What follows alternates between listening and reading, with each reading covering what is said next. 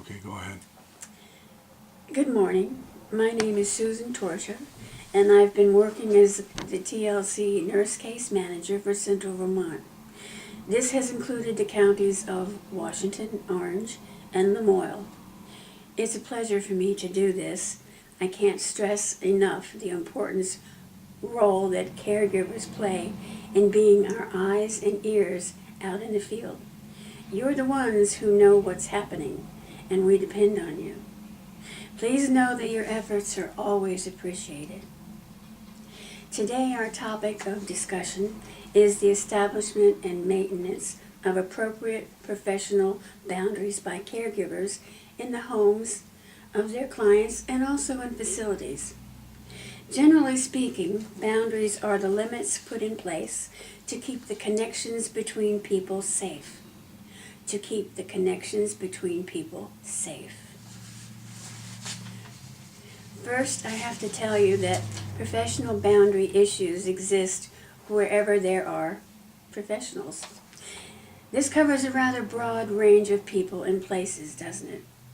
It includes law offices, retail sales businesses, hospitals, universities, government offices, nursing homes, fire and police departments, and even sports teams. It's a long list and it goes on and on.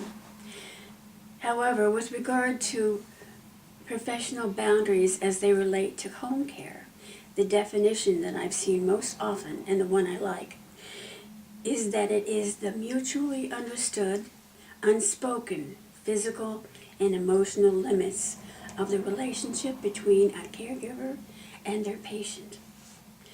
Other healthcare professionals struggle with difficult boundary issues as well. They are social workers, physical therapists, nurses, and yes, even doctors.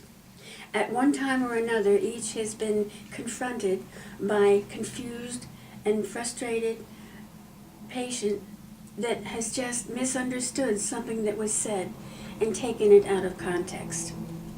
Sometimes you even hear of a hurtful boundary crossing done intentionally by a healthcare worker. None of us like to think that this happens, but it does. And in its wake, you see a very damaged human being.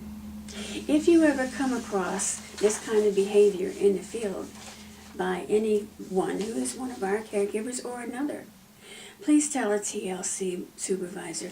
It's very important to make sure that this doesn't continue.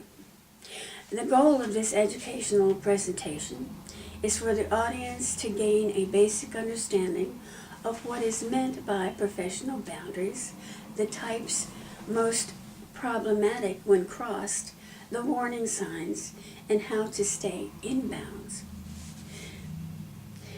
There are ways to create and maintain healthy professional boundaries. I'm going to tell you a few of them.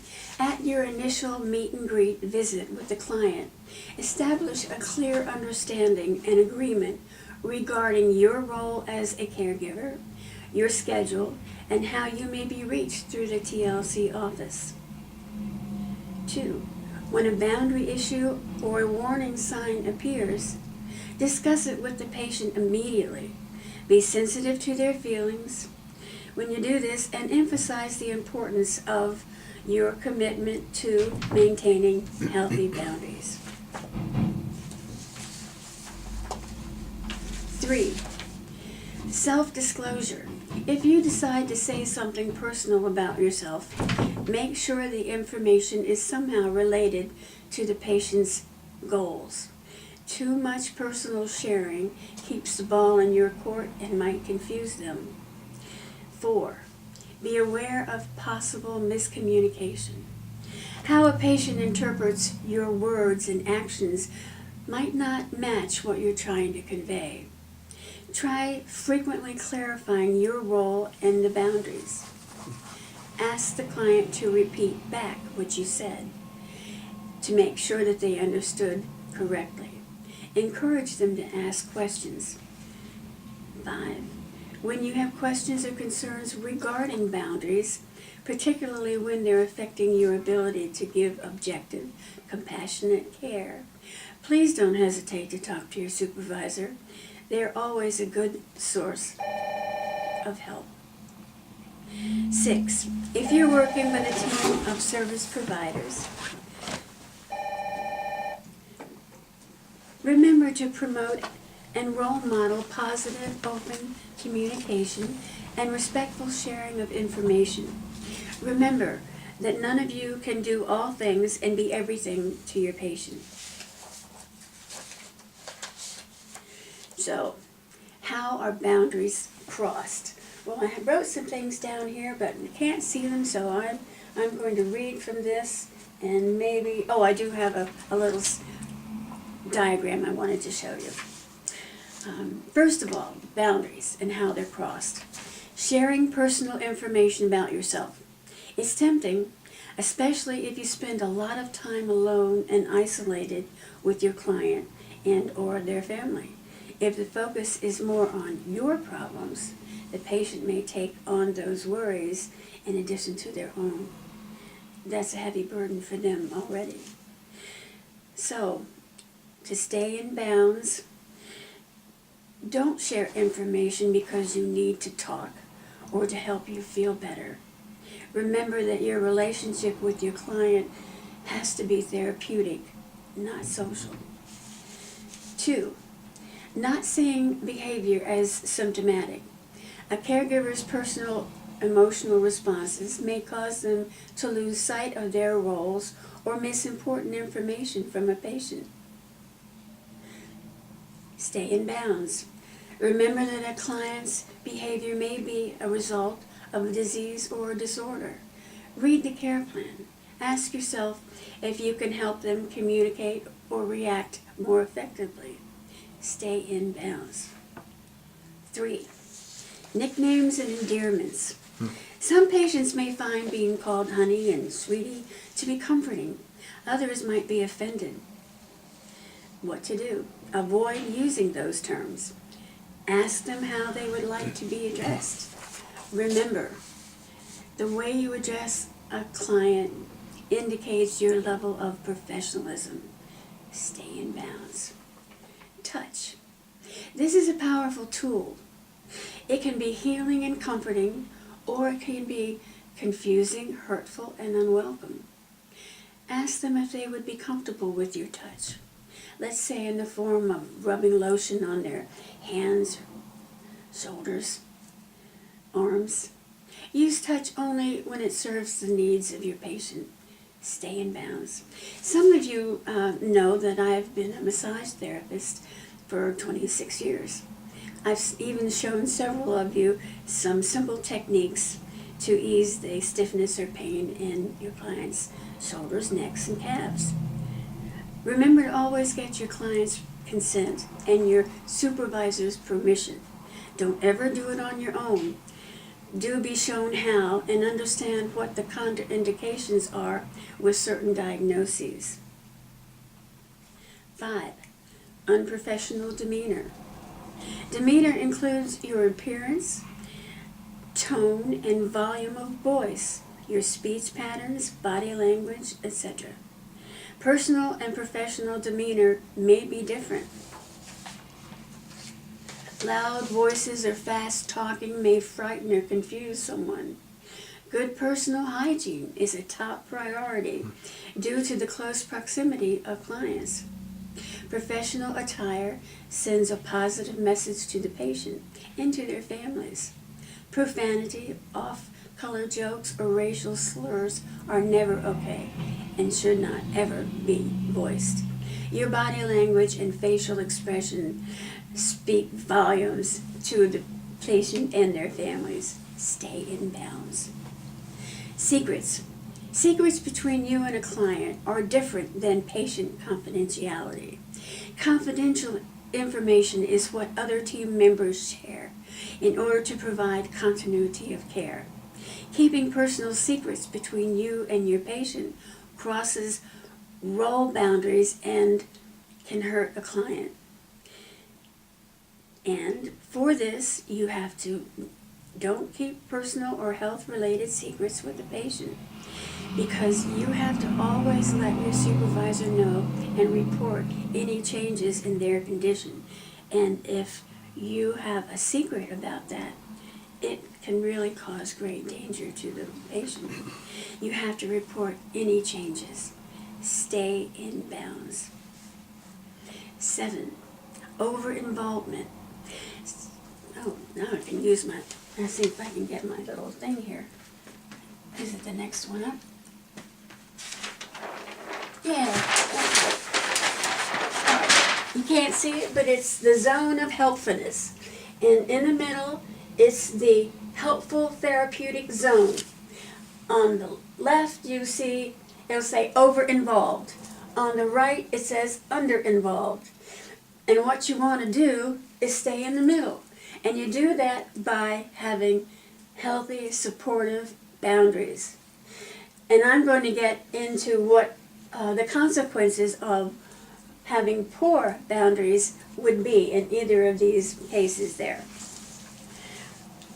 So the over-involvement, signs may be that you're spending too much time with a particular client, and you may even be dropping by and visiting them when you're off duty. Another one is thinking that you are the only one of the caregivers that meets the patient's needs. Under-involvement is the opposite and may include disinterest and even neglect. Don't confuse the needs of the client with your own needs.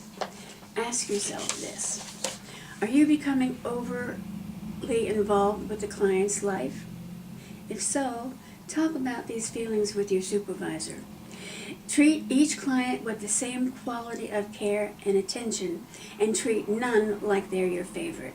Stay in bounds. Tips, gifts, and favors. Giving or receiving gifts or doing special favors can blur the line between personal relationship and a professional one. What do? Well, it's okay to tell a patient that it's against company policy for you to accept gifts. That's good. To protect yourself, report these offers of unusual or large gifts to your supervisor. It protects you. Stay in bounds. Romantic or sexual relationships. A caregiver is never permitted to have a sexual or romantic relationship with a patient.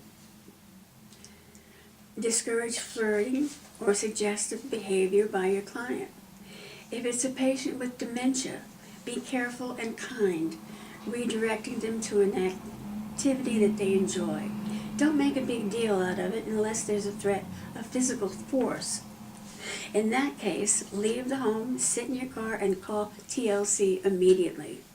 If you feel that you're becoming, this is another one, if you feel that you're becoming attracted to one of your clients, you also need to talk to your supervisor about that. Stay in bounds. I want to give you a couple of examples of what we were just talking about. Some of these out-of-bounds situations. Case number 1. Bob, an LNA at a nursing home, has been caring for Alan, a 65-year-old man with dementia. One evening, Bob walks into Alan's room to take him to dinner. "Are you ready?" he asks Alan. Alan says, "Ready," but keeps watching the TV. Bob asks him several more times, but Alan keeps staring at the TV. Bob finally throws up his hands and says, "He knows what he's doing. He's just trying to upset me," and leaves the room. You see, he didn't see Alan's behavior as being symptomatic, but it was, because he has dementia, and he's not tracking well. He doesn't always know. Case number 2. Mary is a 22-year-old hospice LNA who's been caring for a terminally ill patient named George. She talks with the family every time they visit. They've been insisting that she come to some of the family celebrations, birthday parties, gatherings, and she's even gone to their home to help prepare meals for these get-togethers. Well, George has taken a turn for the worse. and he's expected to live only 2 more weeks. Mary is grieving. She's crying. She's been terribly depressed and despondent over this. We think she was over-involved. What do you think? Yeah. And it's, it's hard to back out of that once you have pushed yourself into that place. It's very hard. In the beginning, what could she have done? Well, she could have not talked with the family so much. She could have graciously told them that she couldn't come out. She couldn't do those things with them. And she didn't have to explain why. It would have been professional and she would have been protected.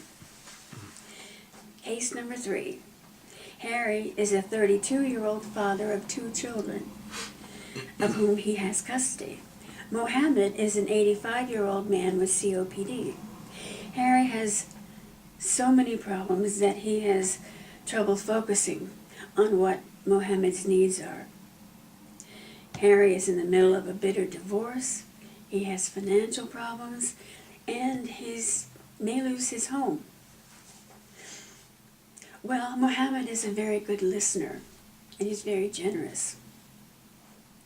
He feels sorry for Harry and has offered financial aid and other kinds of help to Harry. We don't know whether Harry has accepted them or not, but he shouldn't, because that's a liability. If he were to accept something, the family could accuse him of stealing. I mean, the ramifications are great. I know one time someone insisted on giving me something, a hat, and I couldn't not take it, so I took it, and then I donated it to a thrift store. And that, somehow that was okay to me, because she got what she needed to do done, and I was able to help somebody else with it. So it was recycling. It was recycling good wishes. So the boundary crossing is not receiving gifts or money from clients. Now let's get to some other things here. I want to tell you about the importance of boundaries in caregiving. Boundaries create structure for maintaining a positive and helpful relationship with clients. It provides tools for building cooperation and trust in relationships. It helps caregivers avoid stress and burnout. And you know what that's like. I mean, when you are burned out, you need to take care of yourself. When you go home, relax. On the weekends, if you're not working, do something that's going to feed your soul, that's going to help you to be in better health. All around, this is going to be good for you and good for your client. It helps clearly establish limits that provide safety for both caregivers and clients. Provides safety. The caregiver is with their patient, not their patient. See where the focus is here. Being friendly, but not friends. And I know sometimes this is difficult because you get to really know each other well, but you have to keep that little eye open, to what is crossing boundaries. You've got to know what the signs are. It helps knowing where the caregiver part of you ends and where the client begins. And you have to have that separation. You have to know what it is. Caregivers will clearly know what their role is and what it is not. It also helps them manage their physical and emotional health in the ways that I just said. I tell people that, how in the airplane, when they show you when an oxygen mask comes down, you put it on yourself first, and then you put it on your children. Well, it's that way with this and with life in general. When that oxygen mask comes down, imaginary, you take care of yourself. so that you can care for the people that you're supposed to care for. And it's an interesting analogy. Most people get it right like that, and I like it. I'm going to tell you now about some of the characteristics of good boundaries. They have clarity, they're clear, specific, and well communicated to the patient. It's a win-win situation. Respect and consideration of everybody's needs and feelings. It's proactive. It prevents problems before they arise. It's positive. Focuses on positive outcomes. It's not punitive in nature. The follow-through, being consistent and holding up your end of the bargain. You know, one of the things that I wanted to talk about was the balance of power between a caregiver and the client. The power is on the side of the caregiver, and if you think about it, they are in charge of the services that are provided. They also have access to very private matters that concern the patient. And it's important for that power to be leveled out, for the caregiver not to use that as strength to tell them what to do, for instance. So I want you to remember that there's power. You know, anybody in a service field, anybody in the healthcare profession, nurses, doctors, there's power. And you've seen it be abused. You don't want to be an abuser. So, all right, now I'm going to talk about the consequences of loose or poor boundaries. There is a potential for splitting of teams of caregivers. Now, splitting is simply what it says. It sort of turns one group against the next, or one person against the others, and it breaks down communication. It causes bad feelings, and what happens is that, guess what? The patient is not getting the focus of anyone's attention if they're getting in the middle of crossfire. So that's one of the reasons you don't want to have any splitting. And the risk of patient not receiving the proper level of care.